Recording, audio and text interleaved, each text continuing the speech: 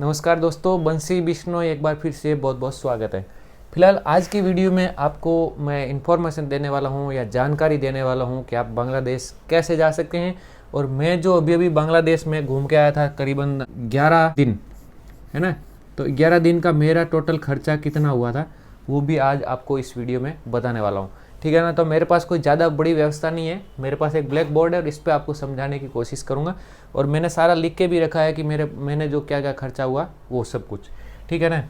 तो पहले मैं बात करता हूँ वीज़ा की। वीज़ा आपको कैसे लेना है? बांग्लादेश का वीज़ा शायद वी ऐसा ही लिखा जाएगा मुझे लगता है, अगर मैं सही हूँ तो वीज़ा आपको कैसे लेना है, वीज़ा के लिए क्या डॉक्यूमेंट चाहिए और सारा मैं आपको इसमें समझाने वाला हूँ, ठीक है ना। ये खर्चा भी आपको बताऊँगा।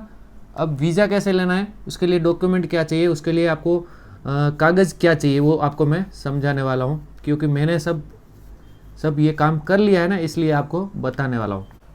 तो वीज़ा के लिए क्या डॉक्यूमेंट चाहिए, कितना पैसा लगता है, ये सब कुछ पहले जान लेते हैं। देखो, वीज़ा के लिए आपको पहले डॉक्यूमेंट क्या चाहिए वो बता देता हूँ। और मैंने वीज़ा लिया मुंबई से, क्योंकि मुंबई है वो उसका एक एम्बेसी है, एक कार्यालय है बांग्लादेश एम्बेसी का या हाई कमीशन का, एक छोटा सा एक और कार्यालय। इसमें दो होते हैं, एक एम्बेसी होता है, एक हाई कमीशन, और उसको और भी कुछ कॉन्सुलेट। तो ये सब तो अपने दिमाग के बाहर की बात है, लेकिन अपने को वीज़ा मिलना चाहिए कहीं से भी, तो वो बात है। तो मैंने लिया मुंबई से, जगह का नाम है मुंबई, देख लीजिए जगह है मुंबई।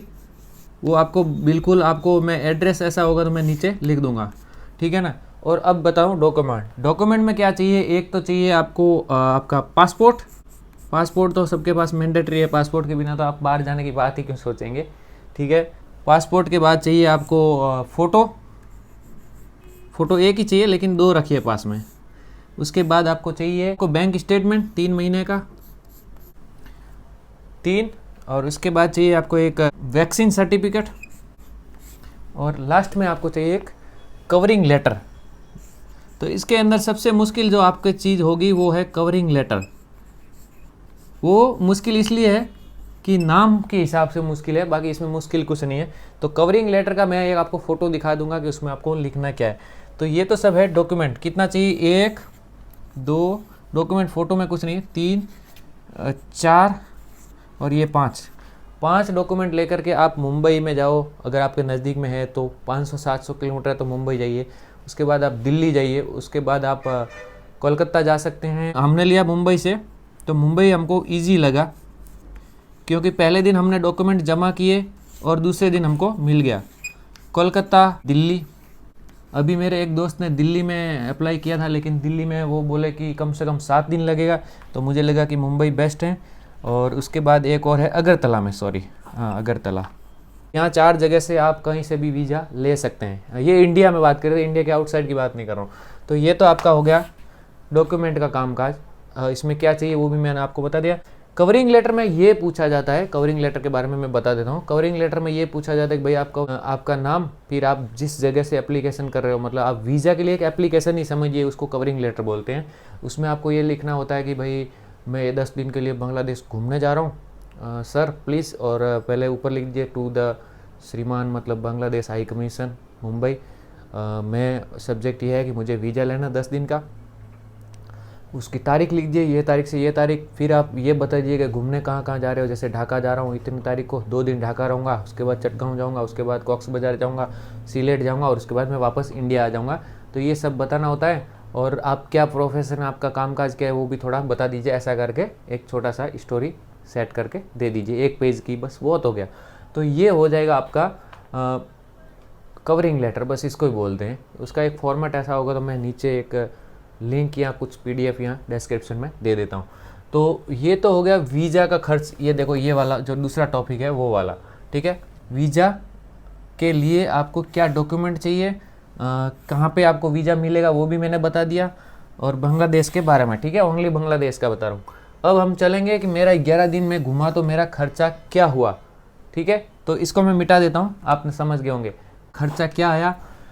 एक्चुअली मैं आपको बताऊंगा कि मैं सिर्फ बांग्लादेश का खर्चा बताऊंगा, क्योंकि मैं यहाँ अहमदाबाद से गया था मुंबई, तो वो मैं उसका तो अब मैं क्या बताऊं कि भाई इतने, ये तो अपने इंडिया में होता है, ये कोई खर्चा नहीं है। लेकिन अगर घर से निकलने के बाद की बात करूं तो अहमदाबाद से मुंबई गया ट्रेन में 500 रुपया, लोग बोलते हैं कि आपको अहमदाबाद से डायरेक्ट कोलकाता ही जा सकते हैं, तो कोलकाता इधर से क्यों ट्रेन पकड़ी मुंबई जाके। तो मेरा मकसद ये था कि अहमदाबाद से जो ट्रेन जा रही है कोलकाता, उसमें टिकट नहीं थी, काफ़ी दिन पहले से फुल थी। तो मुंबई से है वो जिस डायरेक्ट आपको कोलकाता की ट्रेन मिल रही थी, तो 3-4 दिन पहले ही मिल गई, तो ये मैंने इसलिए यहाँ से कर ली। तो आपके पास भी एक ऑप्शन है, ये है हावड़ा एक्सप्रेस, शायद इसको बोल रहे हैं। तो हावड़ा एक्सप्रेस में आप टिकट कर लीजिए। तो ये मेरी टिकट अहमदाबाद से मुंबई की 500 रुपया, और मुंबई से कोलकाता की करीबन 2100 रुपये में पड़ी, जिसमें सेकंड एसी स्लीपर थी। तो ये ठीक है, इसमें करीबन आपको घंटे लगते हैं, मैं बताऊं कि 32 से 35 घंटे लगते हैं जाने में। तो ये ज़रूरी है आपकी एसी में होनी चाहिए, सेकंड एसी ठीक रहेगा, बेस्ट है। या थर्ड एसी भी चल जाएगा, कोई दिक्कत नहीं है। अगर आप बजट में जाना चाहते हैं तो आपको 700 रुपये मुझे लगता है कि खाली नॉर्मल स्लीपर भी मिल जाएगा, लेकिन ये थर्ड एसी या सेकंड एसी ठीक है। तो ये तो हो गई आपकी इंडिया तक, मतलब कोलकाता तक जर्नी।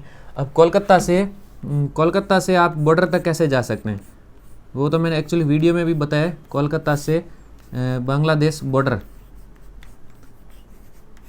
बॉर्डर आप सिर्फ 25 रुपये में जा सकते हैं। मैंने वीडियो में ऑलरेडी दिखाया है 25 रुपया। क्यों? क्योंकि कोलकाता का जो एक स्टेशन है वहाँ से ट्रेन मिलती है लोकल, 2 घंटे लेती हैं, वो आपको 25 रुपये में बनगांव, जो एक बॉर्डर के पास 5 किलोमीटर पहले एक गांव होता है, उस तक छोड़ देती हैं। और वहाँ से आपको रिक्शा में 20 रुपया, लोकल में बैठ के जाना हो तो 20, स्पेशल जाना हो 2 लोग हो तो आपको 100 रुपये में भी ले जाते हैं।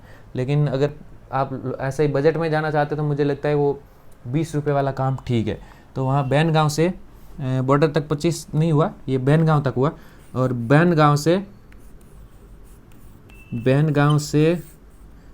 बॉर्डर तक आपका एक और जोड़ लीजिए 50 रुपया या 20 रुपया, जो भी आप जिस हिसाब से जाते हैं। तो ये कुल मिला के मैं अहमदाबाद से बात करूं तो 500 मेरा खर्चा करता हूं, 500, 2100, 25 और इसी दौरान मेरे को बीच में ब्रेक भी लेना पड़ा, कोलकाता और मुंबई में 2 जगह हॉस्टल में भी रुका, तो 500 वो भी गिन लीजिए। इस दौरान मुझे यात्रा में खाने पीने का भी मैं खर्चा गिन लूँ तो मेरे हिसाब से 500-700 रुपया और होगा। तो 7 और 500 हज़ार 1200 रुपये और गिन लीजिए। तो ये 1200 रुपये मेरा, क्योंकि ये होने वाला है, अब कभी होने वाला है। इतना तो शायद नहीं होगा, क्योंकि अगर आप हाथों हाथ ट्रेन में बैठ जाएंगे इतना नहीं हो सकता, कुछ तो होगा ही, क्योंकि ये कुछ चीज़ें जो दिखती नहीं है लेकिन हो जाती है। मतलब 4000 तो मेरा अहमदाबाद से बांग्लादेश की बॉर्डर तक जाते जाते 4000 रुपया खर्च हो गया, बोलिए। तो मतलब ये समझो कि आप बॉर्डर तक पहुंच गए 4000 रुपये में। अगर आप इसको ना गिने तो ये अभी जो बांग्लादेश का खर्चा होगा वो अभी माना जाएगा, ये तक तो खर्चा नहीं था।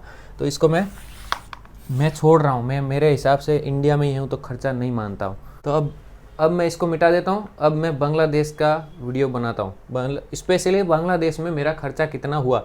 11 दिन अब इसके बाद शुरू हो गए, ये तो सिर्फ इंडिया में मैंने गिना ही नहीं है, क्योंकि ये इंडिया में है वो तो हम रोज़ घूमते हैं, तो ये 11 दिन अभी भी बाकी पड़े। अभी 11 दिन का खर्चा बताता हूँ। तो मेरा जो बॉर्डर तक जाने का 4000 रुपया खर्चा है वो मैंने यहाँ पे लिख देता हूँ, आपको पता चले कि मेरा टोटल खर्चा कितना हुआ। तो ये तो एक हो गया बॉर्डर तक जाने का।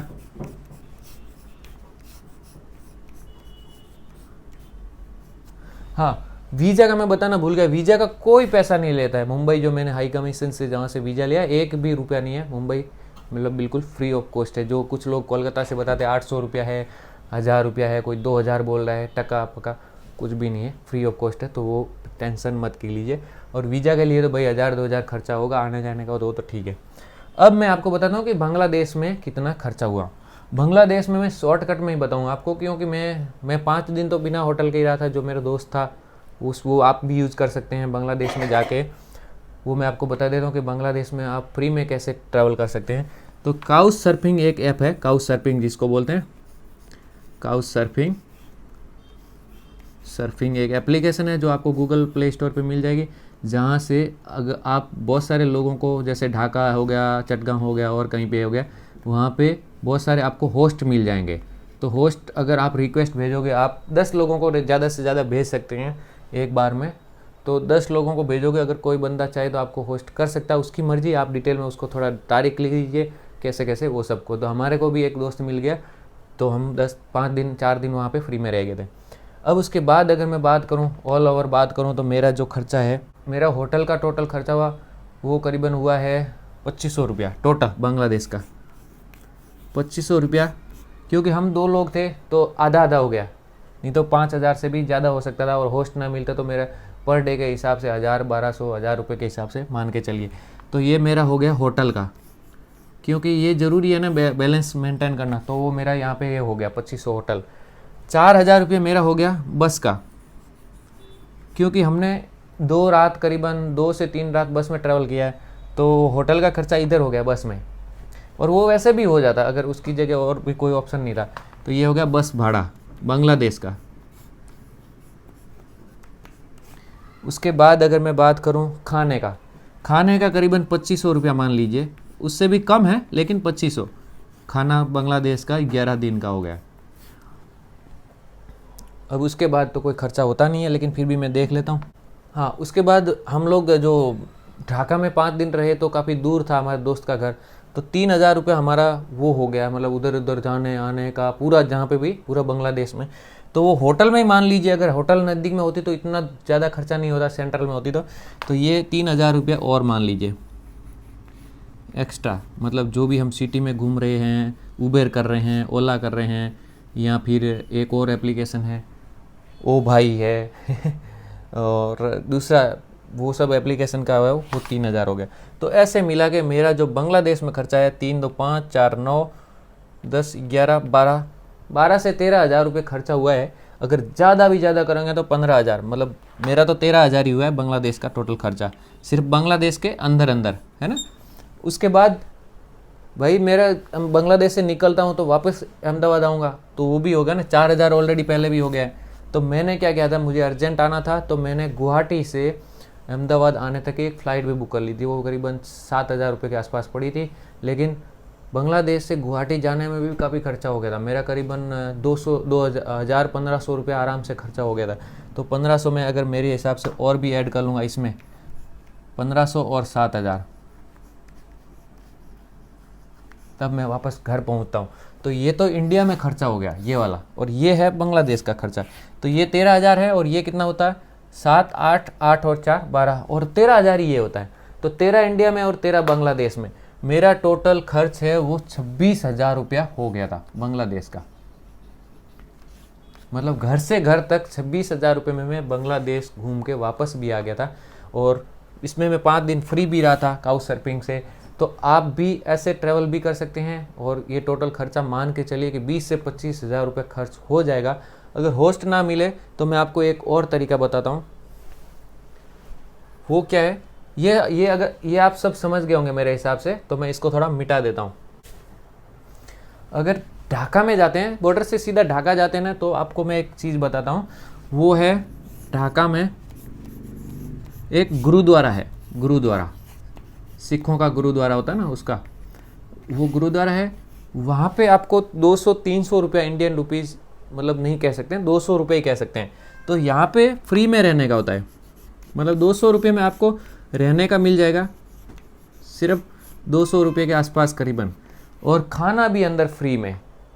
और ढाका यूनिवर्सिटी के अंदर, यानी कि शहर के बीचों बीच है। तो सबसे बड़ी बात यह है, आप यहीं जाइए तो आपको सब झमेला नहीं करना। जो मेरा जो 3000 रुपये टैक्सी वगैरह भाड़ा हो गया, ये हो गया, तो वो सब हमारी मेहनत आपके काम आए, यही सब मैं चीज़ आपको बताना चाहता हूँ। तो ढाका में गुरुद्वारा है, चटगांव में भी गुरुद्वारा है, तो ये बड़ी सिटी है, वहाँ पे आप आराम से रुक सकते हैं। तो ये सब चीज़ें आपको मैं बताना चाहता। तो इस तरह से मेरा बांग्लादेश का जो है ट्रिप रहा था। बांग्लादेश में आप घूमने के लिए जगह भी आपको बता दूं तो अच्छा रहेगा शायद इसी वीडियो में, ताकि आप जो है कैसे कैसे जा सकें। देखिए, बांग्लादेश में घूमने का सिटी का नाम बता दूं, पहला ढाका, उसके बाद आप जाइए चटगांव। चटगांव हम बोलते हैं क्योंकि मैं किताबों में चटगांव पढ़ा है, अभी नाम हो गया चिट्टोग्राम। तो आपको जब भी जाते हो चिट्टोग्राम बोलना। अभी मेरे को लोग बोलते हैं आप चिटगांव क्यों बोलते भाई, तो वहाँ पे नाम चिट्टोग्राम हो गया है। चिट्टोग्राम में बहुत सारे हिंदू रहते हैं। कॉक्स बाज़ार एक बीच है, वहाँ पे जा सकते हैं। सिलेट, बांग्लादेश में सबसे सस्ता साधन है ट्रेन और बस के सिवा एक लॉन्च है। लॉन्च मतलब बहुत बड़ा जहाज़ है जो पैसेंजर के लिए बांग्लादेश में बहुत सारी नदियां हैं, उसमें आप जा सकते हैं। तो लॉन्च में आप सफ़र करिए, कौन सा घाट बोला, सदर घाट, सदर घाट से आपको जहाज़ मिल जाते हैं, तो उसमें बैठ के जाइए। वो जहाज़ है वो करीबन शाम को 8 बजे निकलते हैं बोरीसाल के लिए। बोरीसाल भी एक बड़ी सिटी है, वहाँ पे भी जा सकते हैं। तो ऐसा करके बांग्लादेश में बहुत सारी जगह हैं, आप घूम सकते हैं। और पहाड़ों वाले भी कुछ एरिया है जहाँ पे मैं नहीं गया, तो आप वहाँ पे घूम सकते हैं। तो ये तो जस्ट आपकी इन्फॉर्मेशन के लिए था। और हाँ, अगर आप होटल में रुकते हैं तो सस्ता होटल कैसे और कहाँ मिलेगा, क्योंकि बांग्लादेश में ऑनलाइन सिस्टम नहीं है, booking.com नहीं है। booking.com पे है तो बड़े महंगे महंगे होटल हैं, तो दूसरे सब ऑप्शन नहीं है। तो बांग्लादेश में आपको क्या करना है, सिटी के सेंटर में जाना है, और आसपास आपको सेंटर में जा करके आसपास किसी को पूछोगे तो आपको 500 टका में, 600 टका में, 700 टका में आपको होटल मैन्युअली जाके ढूंढना पड़ेगा, तो आपको मिल जाएगा। नहीं तो आप नहीं पूछोगे। और डे टाइम ट्रैवल करना, रात को किया तो भाई फंस जाओगे, रात को बड़ा दिक्कत होगा, कोई मिलेगा नहीं। बंगाली भाषा आती है, हिंदी उनको आती नहीं, उर्दू नहीं आती है, इंग्लिश भी थोड़ा कम आता है। तो आपको क्या करना होगा कि डे टाइम ट्रैवल करना होगा। जब भी बस में बैठो तो रात को बैठो तो सुबह तक पहुंच जाओ, ऐसा सिस्टम रखिए, नहीं तो फिर गड़बड़ हो जाएगा। हम लोग ऐसा ही किया था, लेकिन हम लोग रात में उतरे तो थोड़ा ठीक ठाक गड़बड़ हुआ, चल जाए, कोई दिक्कत नहीं। तो ये थी बांग्लादेश की सारी जानकारी, जो मेरा अनुभव था वो आपके साथ शेयर किया। बांग्लादेश के लोग बहुत प्यारे हैं, बहुत अच्छे हैं, बहुत फ्रेंडली हैं, बहुत हेल्पफुल हैं। अगर उनको लगता है ये बंदा इंडिया से आया तो भाई तुम्हारे लिए अपना काम छोड़ के वो तैयार हो जाते हैं हेल्प करने के लिए। मेरे साथ ऐसा ही हुआ। और बहुत अच्छे अच्छे मुस्लिम लोग, सारे बंगाली लोग बहुत प्यारे थे। तो बांग्लादेश आप आराम से घूम सकते हैं, कोई दिक्कत नहीं है, कहीं भी जा सकते हैं, किसी भी गली में जा सकते हैं। तो ये था बांग्लादेश का सारा कामकाज। वीडियो अच्छा लगे तो प्लीज़ वीडियो को लाइक कर दीजिए, शेयर कर दीजिए और कमेंट प्यारा से कर दीजिए। अगर आप चाहे हेल्प करना तो मुझे थैंक्स बटन में अपना सपोर्ट कर सकते हैं, नीचे बटन दिया हुआ थैंक्स बटन और ज्वाइन बटन भी है, तो ये दोनों जगह पे आप हेल्प भी कर सकते हैं, क्योंकि भाई हेल्प के बिना गाड़ी चलती नहीं है। बाबा जय हिंद।